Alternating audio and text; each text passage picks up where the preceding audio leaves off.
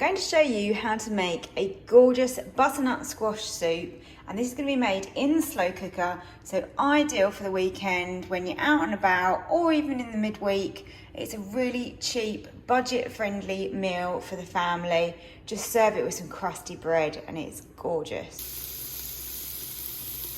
I've added some olive oil and my chopped up onion into my pan. You can do this on the hob if you want, but my slow cooker also has the sear and saute option because it's a Ninja. So do it either way, but this is just how we start it off. And then we're going to add some garlic in. You want 4 cloves of garlic, and we're just going to let that start to colour. Woo, steamy. That should just take a couple of minutes now. I've chopped all my veg up, so I've got the butternut squash, carrot, apple, and I've got some fresh sage out of my garden. I don't know about you guys, but cutting up a butternut squash, it's like an exercise class. It is tough. Probably the worst job, but it's going to be worth it.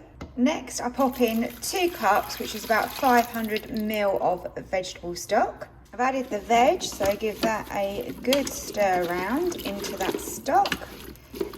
And now we just need to add our spices. I've got some nutmeg here on a grater, and I'm just going to grate some of this without grating my fingers and my nails into here. We don't need loads. It's very warming, lovely autumnal winter style spice this. That should be enough. We only need a small sort of pinch really of ground cinnamon, so around like that amount. We don't want it to taste like a cake. And then 1/4 teaspoon, so only a small amount of cayenne pepper. Let's season that with some salt and some pepper. So my lovely black pepper going in. I like quite a lot with my butternut squash.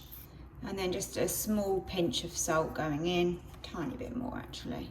A little bit more like that. And that is it. It's going to go on to slow cook. The coconut milk will come later once all the veg is cooked. You can cook this for just sort of 2 to 3 hours on slow cook. On that, it needs to be on a high setting, or you can put it on a low setting and leave it for longer, like 4 to 6. I'm going to go with high today just because I need it quicker. Oh, minimum of 4 hours. I'll just put it on for 4, but I think after 3 it will be done.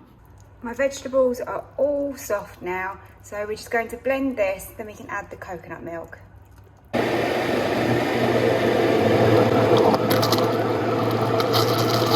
If you enjoyed this recipe, please hit the like button and subscribe to my channel.